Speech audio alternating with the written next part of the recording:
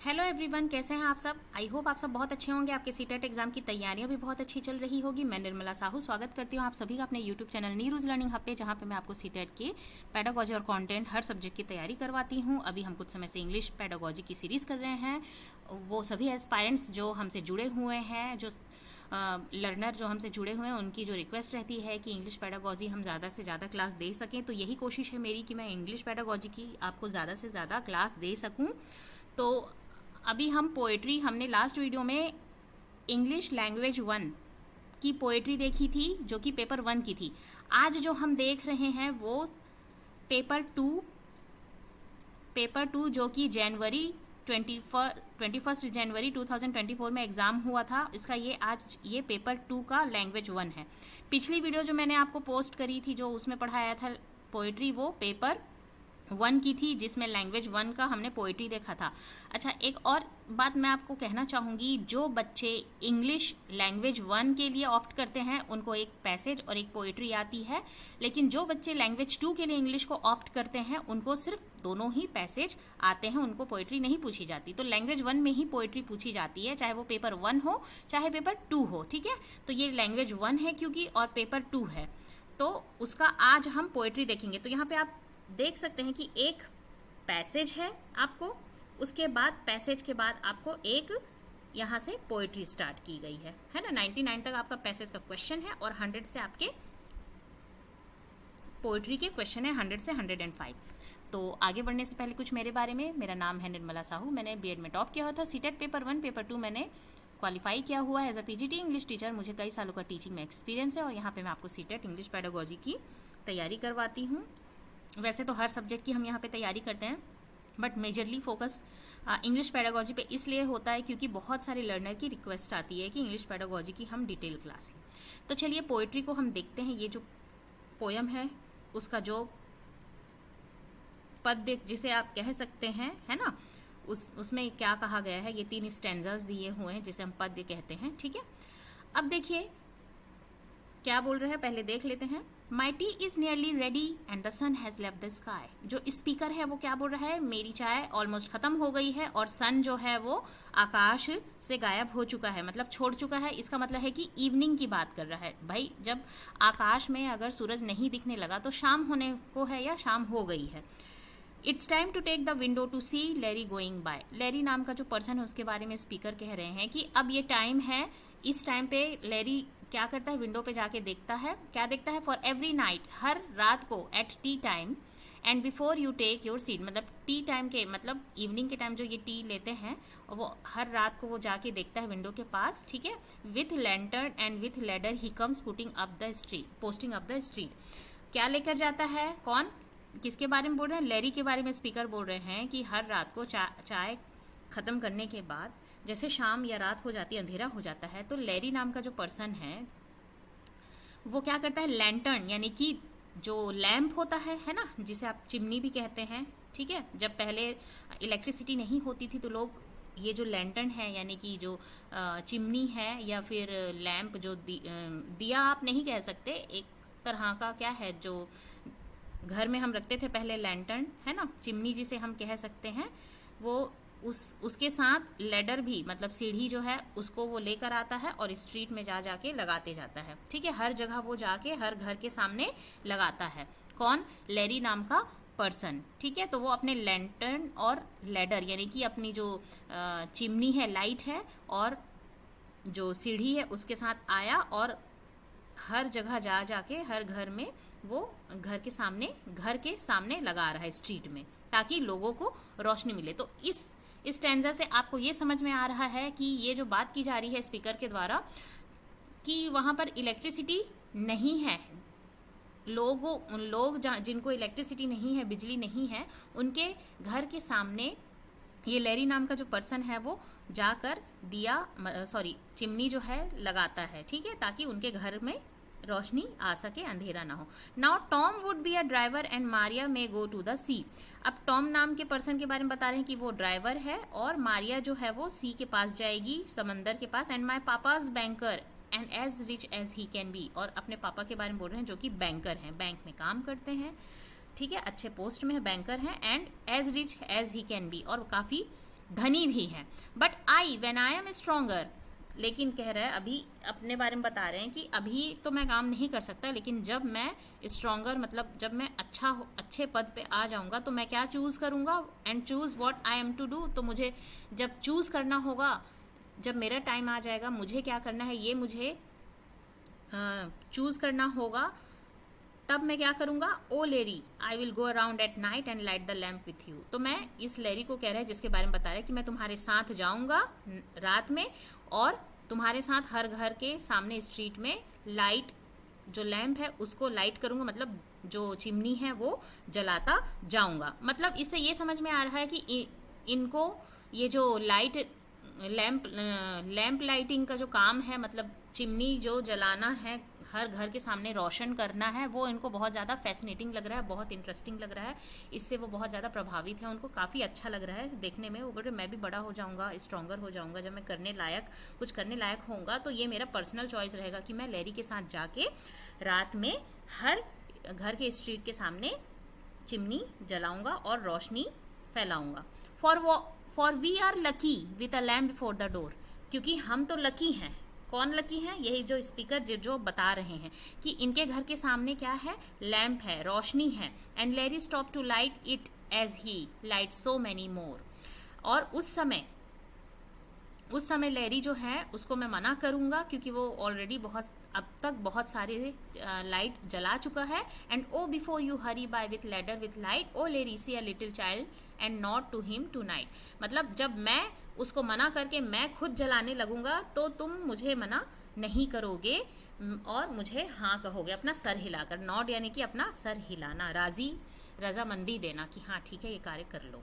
तो इस तरह से वो जो स्पीकर है इस पोयम का जो स्टैंजा है उसमें किस बारे में बात कर रहे हैं, लाइट के बारे में बात कर रहे हैं। जो उन स्पीकर जो है उनके घर के सामने तो लाइट रहती है, रोशनी रहती है, लेकिन बहुत सारे घर के सामने रोशनी नहीं होती है, अंदर इलेक्ट्रिसिटी नहीं होता है। तो लोग क्या करते हैं,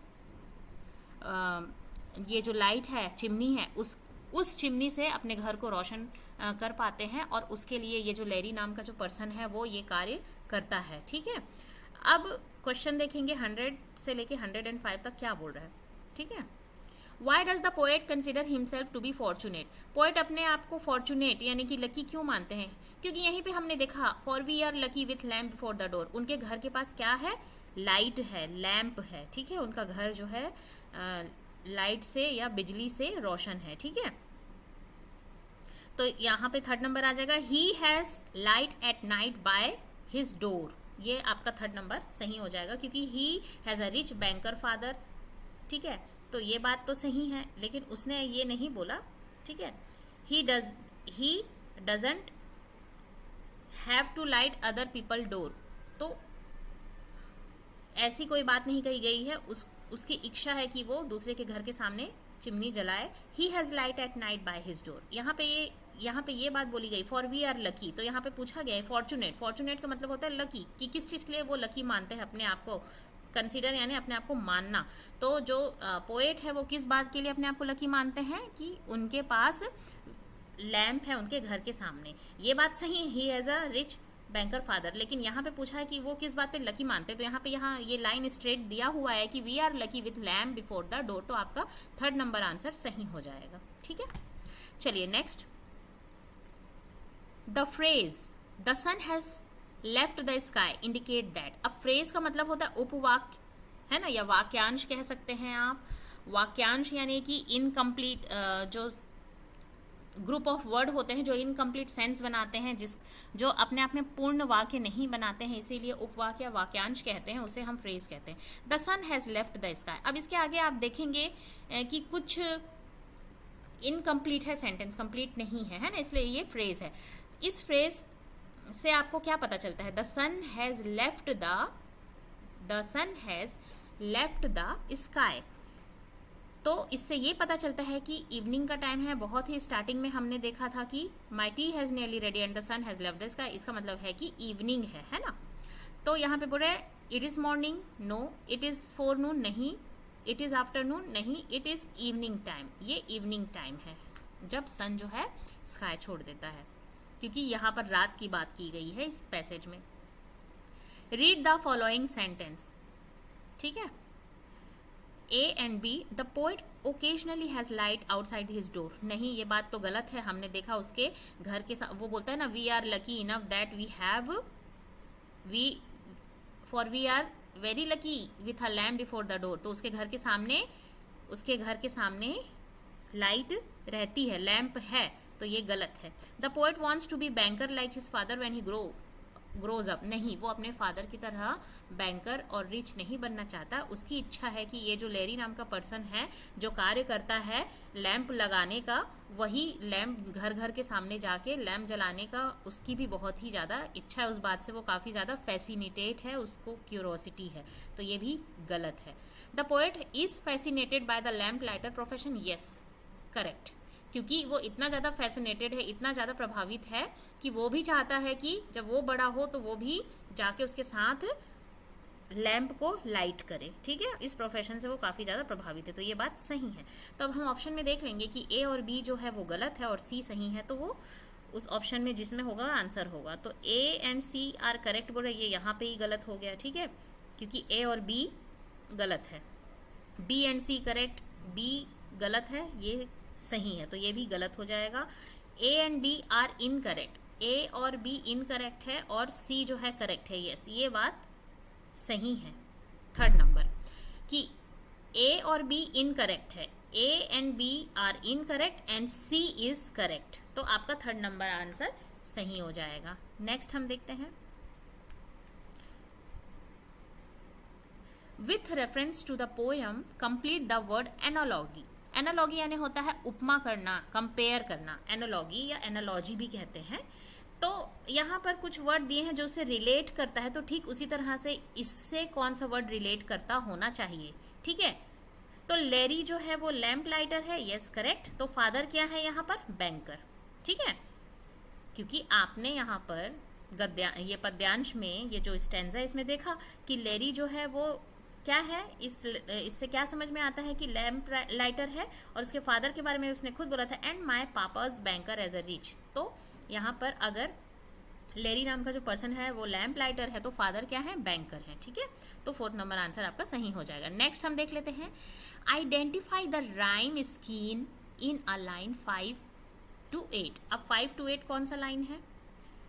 1 2 3 4 5 6 7 8. तो ये जो 5 से 8 है इसमें राइमिंग स्कीम आपको बताना है. अब बोलेंगे राइमिंग स्कीम क्या होती है? राइमिंग स्कीम जो पोयम में जो लाइंस होते हैं एक जैसे साउंड करते हैं. पोयम के जो लाइन है एक जैसे साउंड करते हैं, स्पेशली उसके जो एंड वाले वर्ड्स. ओके, अब यहाँ पे ये सबको हटाते हैं तब आपको क्लियरली समझ में आएगा, नहीं तो कंफ्यूजन होगा.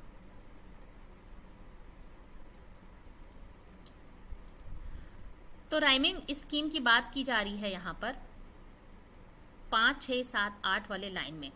राइमिंग स्कीम होता है जब आपका पोयम जो स्टैंजा है उसमें जो लाइन होती है वो राइम करता है. राइम यानी कि जैसे कि twinkle twinkle little star, star है ना, how I wonder what you are, star are एक जैसे वर्ड है, साउंड में राइमिंग वर्ड है.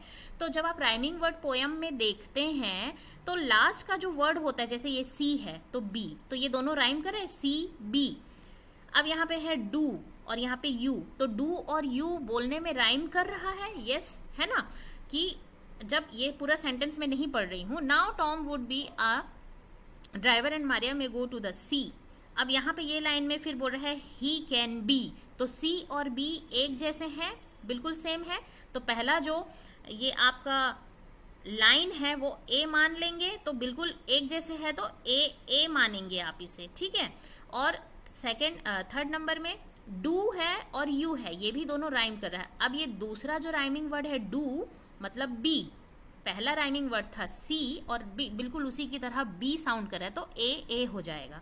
और दूसरा है डू बी, उसके साथ में यू है, तो डू और यू जो है बिल्कुल सेम साउंड कर रहा है, सेम राइमिंग वर्ड है, तो बी और बी होगा. अगर ये कुछ और होता तो यहाँ पर उसमें फिर उसके हिसाब से ए बी सी इस तरह से लगता है. ठीक है, राइमिंग वर्ड वो एक पैरामीटर होता है आपका जो इसकी राइमिंग जो स्कीम होती है उसके एक पैरामीटर को बोला जाता है कि ये राइमिंग स्कीम है जिसके साउंड जो है, लास्ट के जो वर्ड के साउंड है एक जैसे आते हैं।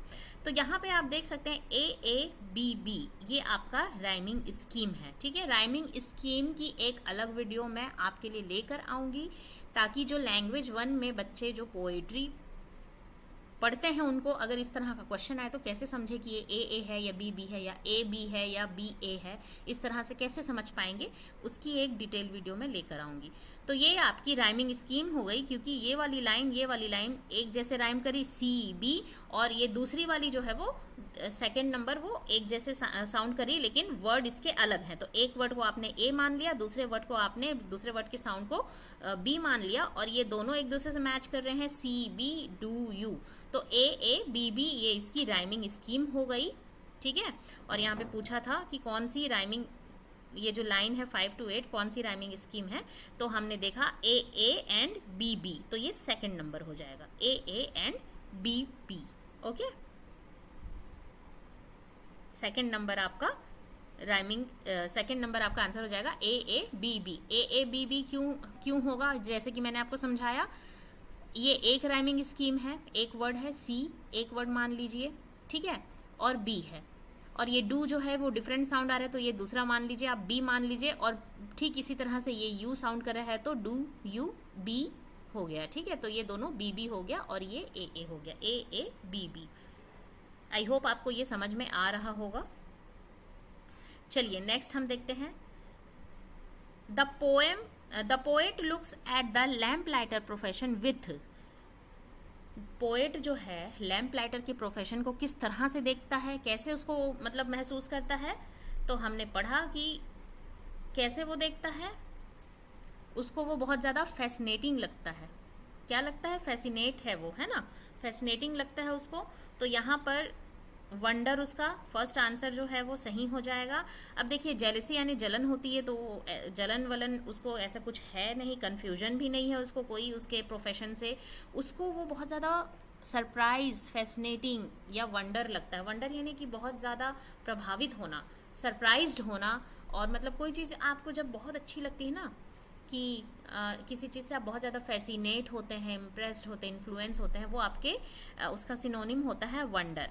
क्यूरोसिटी भी एक तरह का इसका सिनोनिम आप नहीं बोलेंगे, लेकिन इससे रिलेट करता वर्ड है। क्यूरोसिटी यानी जिज्ञासा, मतलब वो इतना ज़्यादा प्रभावित है कि उसके बारे में जानना चाहता है।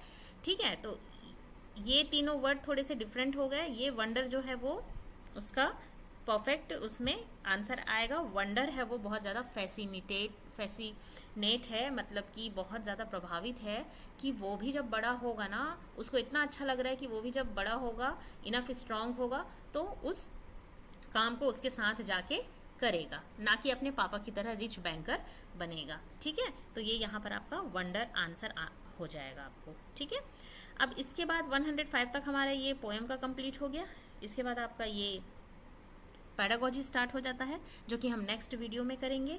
आज के लिए बस इतना ही। वीडियो ज़्यादा लंबी हो जाने से आप भी थोड़ा बोर होने लगे इससे पहले, इसीलिए आज वीडियो को हम यहीं ख़त्म करते हैं। अगर किसी तरह का कोई डाउट हो, किसी को कुछ समझ ना आया हो, तो कमेंट करके ज़रूर पूछेगा। वीडियो अगर रिसोर्सफुल लगी हो, हेल्पफुल लगी हो, तो लाइक शेयर सब्सक्राइब ज़रूर कीजिएगा। कमेंट करके बताइएगा क्लास कैसी लगी, ज़्यादा से ज़्यादा शेयर कीजिएगा। तब तक के लिए पढ़ते रहिए, आगे बढ़ते रहिए। Thanks for watching, thank you, keep learning, keep growing.